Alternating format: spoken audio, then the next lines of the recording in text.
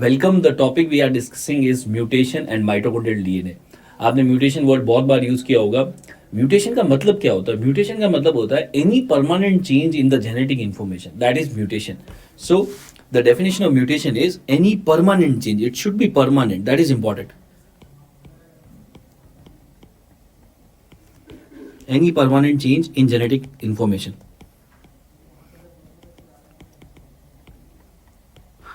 अब इस म्यूटेशन की वजह से जो रिजल्ट आएगा ना, वो अच्छा भी हो सकता है, खराब भी हो सकता है, या कोई इफेक्ट ही ना आए, ऐसा भी हो सकता है. सो इफेक्ट से कोई लेना देना नहीं है. म्यूटेशन का मतलब है change in the genetic information. अगर ऐसा हो गया तो म्यूटेशन है. Effect can be good, can be bad, can be neutral also. Now let's understand कैसे कैसे म्यूटेशन हो सकता है. Before I go into detail of mutation, एक जस्ट छोटा सा फैक्ट रिवाइज कर लेते हैं. हमारे डीएनए और आरएनए में दो टाइप के प्यूरिन्स होते हैं, A and G. These are the two nucleotides are there for purine side. Pyrimidine में हमारे पास तीन ऑप्शन हुआ करते हैं, C U T. So out of that the two will be there. So what is happening is, देखिए how the mutation will occur. I will just tell first the basic idea about the mutation, then will go into the technical part. For example, मान लीजिए एक normal mRNA है, means the genetic information normal. Now what happened was, यहाँ पे you लिखा हुआ है and this is normal, this is normal. Now what happened in one person is, ये यू जो है यू की जगह पे आ गया, मान लीजिए सी. यू की जगह पे सी आ गया. तो आप देखो कि एक न्यूक्लियोटाइड जो है वो चेंज हो गया है. यू कौन सी कैटेगरी से बिलोंग करता था? You was pyrimidine. और पाइरिमिडीन को आपने किससे रिप्लेस कर दिया? एक दूसरे पाइरिमिडीन से. If you replace in the same category, pyrimidine को पाइरिमिडीन से रिप्लेस कर दिया, this is one type of mutation कि आपने सेम कैटेगरी में रिप्लेस किया. पाइरिमिडीन को एक दूसरे पाइरिमिडीन से रिप्लेस कर दिया. इन the same way you can replace a purine with purine. For example, मान लीजिए यहां पे this is again the normal mRNA, यहां पे जी लिखा हुआ था, इसको रिप्लेस कर दिया ए से. So G was a purine which is replaced by another purine. तो जो म्यूटेशन होता है वो सेम कैटेगरी में रिप्लेसमेंट की वजह से भी हो सकता है और अपोजिट कैटेगरी के रिप्लेसमेंट की वजह से भी हो सकता है. मतलब कि आप एक और एग्जांपल देखिए, अगेन द नॉर्मल एमआरएनए, मान लेते हैं ये normal mRNA, and what is happening here it is you. You जो होता है दैट इज अ पाइरिमिडीन, इसको रिप्लेस कर दिया एक प्यूरिन से, अपोजिट कैटेगरी में रिप्लेसमेंट कर दिया, that is also mutation. So a pyrimidine is replaced by purine. Pyrimidine is replaced by purine. So the mutation can be done in two ways. या तो आप सेम कैटेगरी से replace कर लो, purine को purine से या पाइरिमिडीन को pyrimidine से, या फिर अपोजिट कैटेगरी में रिप्लेस कर लो. एक और तरीका होता है म्यूटेशन होने का. Let's understand one more way. What is happening is, for example this is the normal mRNA. Now what happened is, for example मान लेते हैं ये जो जी है, What we did is इस जी को हमने निकाल के कंप्लीटली डिलीट कर दिया, इसको डिलीट कर दिया. आपने कोई रिप्लेस नहीं किया, डिलीट कर दिया. अगर ऐसा कर देते हैं तो अब आप देखो म्यूटेशन के बाद में जो इंफॉर्मेशन होगी वो कुछ इस तरीके से दिखेगी. पहला वाला तो सेम है, AUG, तो AUG रहेगा. सेकेंड वाला जो पहले हुआ करता था CUG, अब ये हो जाएगा CUC. थर्ड वाला now it will be CUC. Then this one will be CAA and likewise. पूरा का पूरा जेनेटिक इंफॉर्मेशन जो है एक स्टेप पहले आगे आ गया क्योंकि आपने डिलीट कर दिया. That is also a mutation. In the same way we can have one more type of mutation. In that what happens is, for example this is a normal mRNA and what we did is कि यहाँ पे हमने एक नया insert कर दिया. मान लो यहाँ पे एक नया न्यूक्लियोटाइड इंसर्ट कर दिया, लेट्स से A इंसर्ट कर दिया. अगर आप ऐसा कर देते हो तो म्यूटेशन के बाद की चीजें देखो, ये शुरू के तीन दो सेम है, कोई प्रॉब्लम नहीं है. इस वाले में भी कोई चेंज नहीं आएगा. पहले ये हुआ करता था CCU, अब ये हो जाएगा ACC, ये हो जाएगा UCC, ये हो जाएगा AAU. आप देखो सारी चीजें आगे की चेंज हो गई. So the mutation can be, we can divide into two types. या तो आप सब्स्टिट्यूट कर दो सेम कैटेगरी में अपोजिट कैटेगरी में, या फिर आप कर सकते हो इंसर्शन और deletion. So based on all these parameters, the mutation is divided into two categories. Two types में डिवाइड हो गया. क्या क्या टू टाइप्स हो गए? अगर एक तो हमने बोला था replace in the same category. अगर आप सेम कैटेगरी में रिप्लेस करते हो, इसको हम बोलते हैं transition, the transition type of mutation. अगर आप अपोजिट कैटेगरी में रिप्लेस करते हो, इसको हम बोलते हैं ट्रांसवर्जन. ट्रांसवर्जन. सो ट्रांजिशन और ट्रांसवर्जन बहुत ही इंपॉर्टेंट टर्म है. वो एमसीक्यू पूछते हैं यहाँ से कि ट्रांसवर्जन क्या होता है, ट्रांजिशन क्या होता है. सेम कैटेगरी में सब्स्टिट्यूट कर रहे हैं तो ट्रांजिशन, अपोजिट कैटेगरी में क्या तो transversion. So these two types are of substitution. Substitution के दो टाइप हो गए.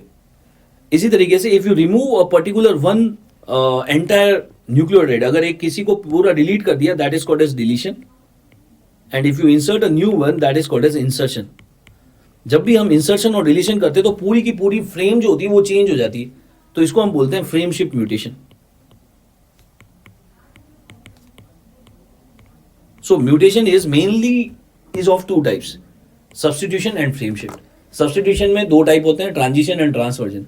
अगर सेम कैटेगरी में रिप्लेस किया है, प्यूरिन को प्यूरिन से किया है, पाइरिमिडिन को पाइरिमिडिन से किया है तो ट्रांजिशन. अपोजिट कैटेगरी में किया है, प्यूरिन की जगह पाइरिमिडिन रख दिया तो दैट इज ट्रांसवर्जन. अगर आपने कोई न्यूक्लियोटाइड बिल्कुल इंसर्ट या डिलीट कर दिया तो that is called as frameshift mutation. Now इन म्यूटेशन के क्या इफेक्ट हो सकते हैं, what are the various effects that can be there. The first effect that is silent mutation. What is the meaning of silent mutation? For example this is a normal mRNA and what the mutation we did is, यहां पे you लिखा हुआ है, you की जगह पे आ गया मान लो ए, ये म्यूटेशन कर दिया. अगर आप नॉर्मल वाले का ट्रांसलेशन करते, मतलब कि नॉर्मल एमआरएनए से अगर आप इससे प्रोटीन बनाते तो what the sequence of amino acid that you are going to get is, यहां पे पहला अमीनो एसिड अटैच होता है, एयूजी मिथ्योनिन को रिप्रेजेंट करता है, वो अटैच हो जाता. फिर दूसरा अमीनो एसिड अटैच होता and you know that CCU represents proline. CCU किसको रिप्रेजेंट करता है? प्रोलीन को. तो प्रोलीन अमीनो एसिड अटैच हो जाता और फिर आगे वाला सीसीए जिसको भी रिप्रेजेंट करता है वो अमीनो एसिड अटैच हो जाता और इस तरीके से ट्रांसलेशन होता. अब म्यूटेशन हो गया है.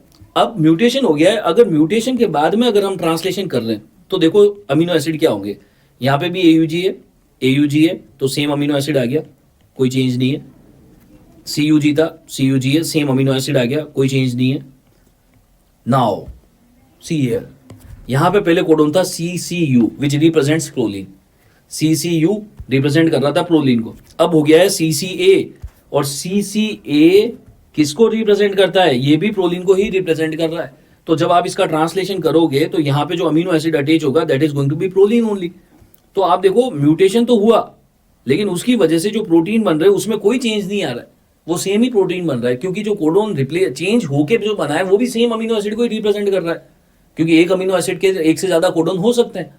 So this particular mutation will not have any effect, any effect, so it is called as silent mutation. So silent mutation means no change in the sequence of amino acid.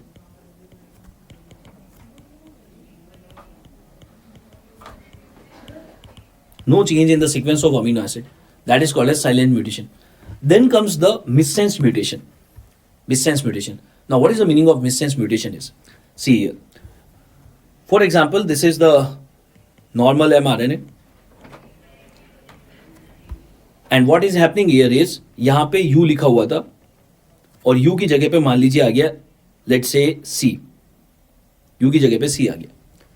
तो what is going to happen is कि जब हम इसका translation कर रहे हैं, जब हम इसका ट्रांसलेशन करेंगे CCU जो होता है ये रिप्रेजेंट करता है, सॉरी CUG जो है वो रिप्रेजेंट करता है ल्यूसिन को. आपको याद नहीं रखना है, जस्ट एग्जांपल है. CUG is a codon of leucine. लेकिन आप देखो म्यूटेशन के बाद में जो कोडोन बन रहा है CCG वो रिप्रेजेंट करता है प्रोलीन को, तो अमीनो एसिड चेंज हो गया. अगर म्यूटेशन की वजह से अमीनो एसिड चेंज हो जाता है तो उसको हम बोलते हैं मिससेंस म्यूटेशन. साइलेंट म्यूटेशन में क्या था? अमीनो एसिड सेम था, म्यूटेशन के पहले और बाद में अमीनो एसिड की सीक्वेंस में चेंज नहीं आया था. लेकिन अमीनो एसिड की अगर सीक्वेंस में चेंज आ जाता है तो उसको बोलते हैं missense mutation. So missense mutation means there is a change in the sequence of amino acid due to mutation. Change in the sequence of amino acid due to mutation.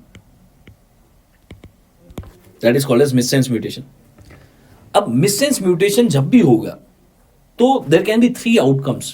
अगर amino acid की sequence change हो गई तो 3 outcome हो सकते हैं. एक outcome ये हो सकता है कि पेशेंट को कोई सिम्टम ना आए, ऐसा भी हो सकता है. अमीनो एसिड की सीक्वेंस तो चेंज हो गई लेकिन पेशेंट को कोई सिम्टम नहीं आ रहा. This is called as compatible missense mutation. Compatible missense mutation मतलब कि ये इस पेशेंट को कोई क्लिनिकल फीचर नहीं होगा, this mutation is completely compatible with the life. इसका एग्जांपल होता है जैसे कि हीमोग्लोबिन हिकारी। नॉर्मली आपके और मेरे अंदर तो हीमोग्लोबिन है, हीमोग्लोबिन ए, लेकिन इनके अंदर म्यूटेशन के बाद एक अलग हीमोग्लोबिन बनता है, हीमोग्लोबिन हिकारी, लेकिन इसमें कोई सिम्टम ही नहीं होता। So these patient will never come to the hospital for any particular symptom, that's just accidental finding. हो सकता है अभी क्लास में भी किसी को हीमोग्लोबिन हिकारी हो, लेकिन कोई सिम्टम नहीं होगा, लाइफ लॉन्ग कोई प्रॉब्लम नहीं होगी, is completely compatible with the life. दूसरा टाइप का मिससेंस म्यूटेशन होता है जिसमें क्लिनिकल फीचर आते जाते रहते हैं, that is called as partial compatible. We have partial compatible missense mutation. Partial compatible में क्या होगा, clinical features will be on and off, symptom आएंगे जाएंगे चलता रहेगा।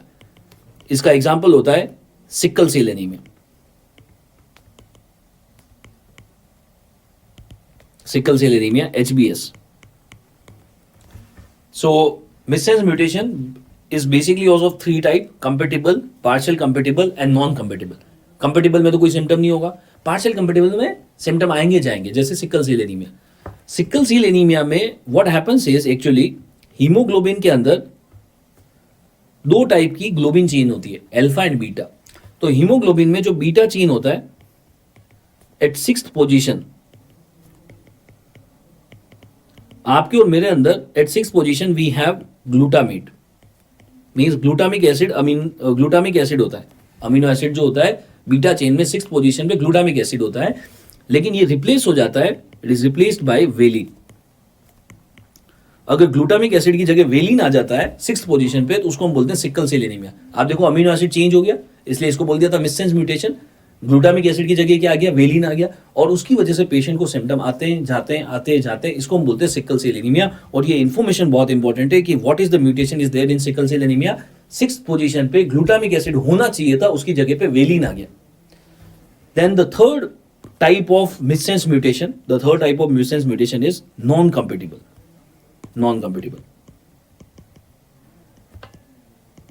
Non-compatible means that is not compatible with the life, means patient की death हो जाएगी इन यूट्रो, बच्चे की डेथ ही हो जाएगी, यूट्रस के अंदर ही डेथ हो जाएगी। Non compatible with life means is not compatible with life, is unable to survive. The patient will not be able to survive after this mutation. Unable to survive. The example is hemoglobin M, methemoglobin. So there are three types of missense mutation. अगर amino acid की sequence change होती है तो तीन type के mutation हो सकते हैं, या तो सिम्टम नहीं हो, कंपेटेबल, आते जाते हैं तो partial compatible, that is the most important, क्योंकि यही पेशेंट हॉस्पिटल के अंदर आएगा सिम्टम के साथ में, that is partial compatible sickle cell anaemia. And non compatible, उसकी तो डेथ ही हो जाएगी, तो कोई पॉइंट नहीं है, वो कभी आपके पास पहुंचेगा नहीं इलाज के लिए। Coming to nonsense mutation, what is the meaning of nonsense mutation? So for example here is the normal mRNA।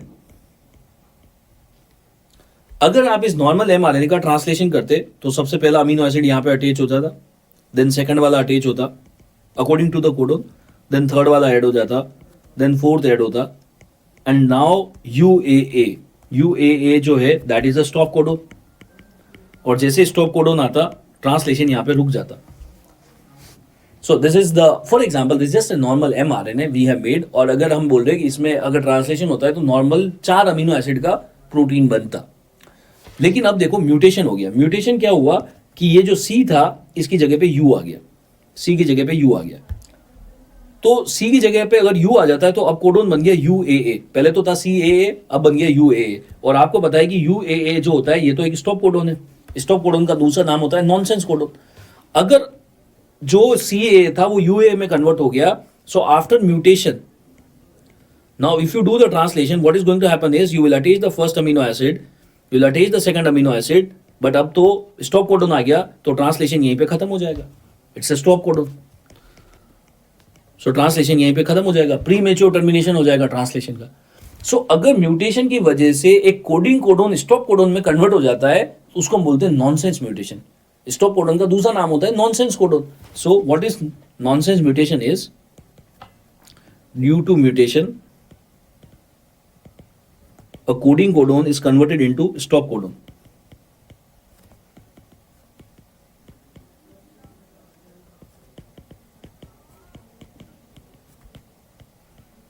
Coding codon जो है स्टॉप कोडोन में कन्वर्ट हो गया, That is called as the nonsense mutation. It's called as nonsense mutation. Coding codon converted into stop codon, and it will lead to premature termination of translation.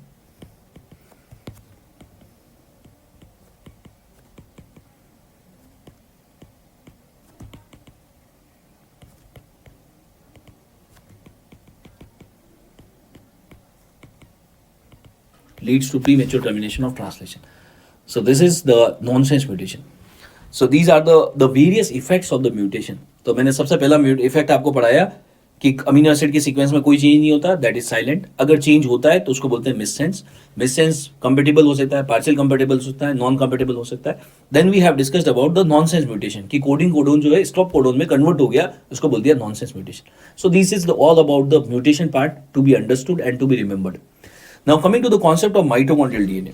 अब देखिए mitochondrial DNA क्या होता है. तो when the first cell of life was made, मतलब कि ovum और sperm जब मिलते हैं, जब फर्स्ट सेल ऑफ लाइफ बनी थी, मींस जब जाइगोट बना था, इस फर्स्ट सेल ऑफ लाइफ में there was all the information was there to make a complete human being. उसके अंदर सब कुछ था. उसके अंदर माइटोकॉन्ड्रिया, पेरोक्सीसोम और गोल्जी बॉडी, एंडोप्लाज्मिक रेटिकुलम, सब कुछ था. अभी मेरा कंसर्न है माइटोकॉन्ड्रिया से. ये जो फर्स्ट सेल ऑफ लाइफ थी, इसके अंदर जो माइटोकॉन्ड्रिया थे वो कहां से आए थे? The mitochondria which were there inside the first cell of life, they have came from the ovum only.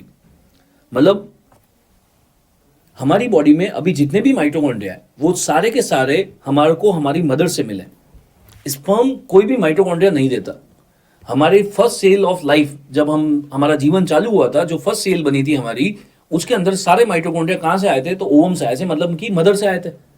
तो माइटोकॉन्ड्रिया सारे मदर से आते हैं.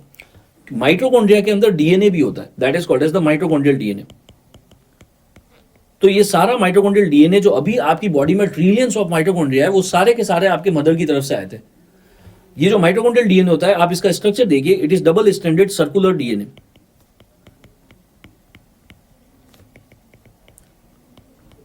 Double stranded circular DNA. And what is the inheritance pattern of this mitochondrial DNA? The inheritance pattern is maternal only. हमारे अंदर जितना भी mitochondria आता है वो सारा का सारा माइटोकॉन्ड्रिया मदर से आया है. मतलब कि माइटोकॉन्ड्रिया का डीएनए जो भी है आपकी बॉडी में, वो सब आपकी मदर से आपके पास आया है. माइटोकॉन्ड्रियल डीएनए का जो रिप्लिकेशन होता है, that is done by the DNA polymerase gamma. ये हमने रिप्लिकेशन वाले चैप्टर में भी लिखा है. डीएनए पॉलीमरेज गामा जो होता है माइटोकॉन्ड्रियल डीएनए के रिप्लिकेशन में हेल्प करता है. Mitochondrial DNA makes 1% of the total DNA. There is very high mutation rate. Mitochondrial DNA में म्यूटेशन बहुत ज्यादा होते हैं और उसकी वजह से बहुत सारे डिसऑर्डर हो सकते हैं. Mitochondrial mutation disorders. Let's understand the examples of the mitochondrial mutation disorders. जैसे कि there is a disease called as MELAS. MELAS जो होता है वो माइटोकॉन्ड्रियल डीएनए के म्यूटेशन की वजह से होता है. MELAS is a acronym. MELAS किससे मिलके बना है? तो basically MELAS is a combination of 3 disease. ME stands for mitochondrial encephalopathy.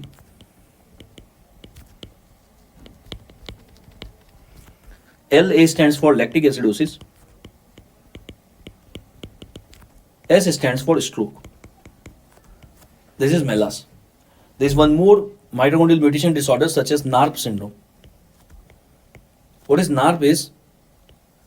It is neurogenic muscular weakness. Neurogenic muscle weakness.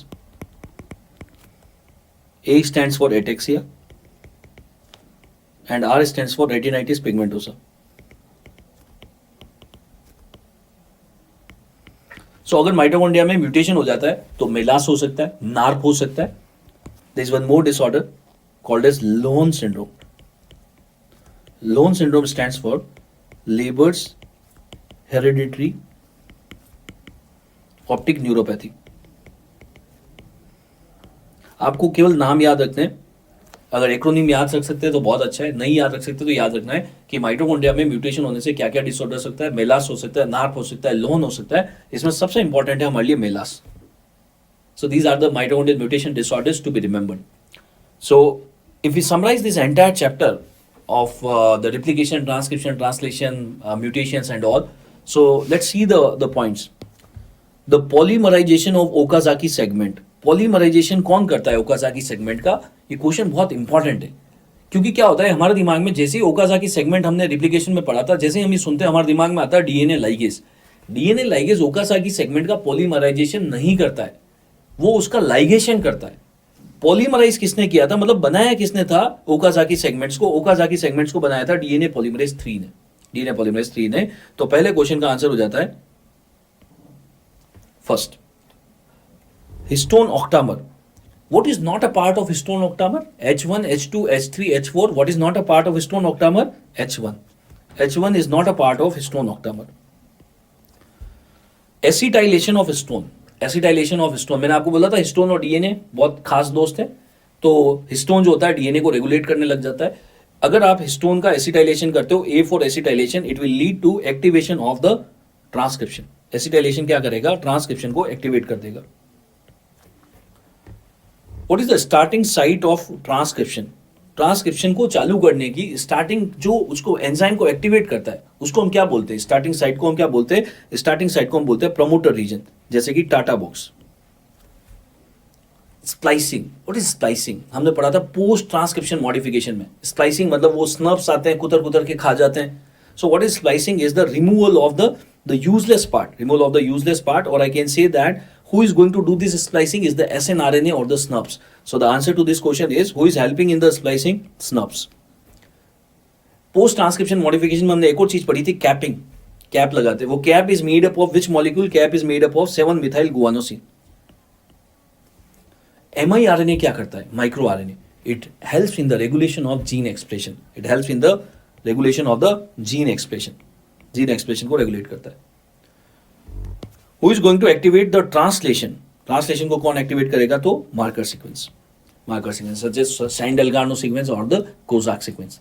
So it was a very small and crisp topic about the mutations and the mitochondrial DNA. Thank you.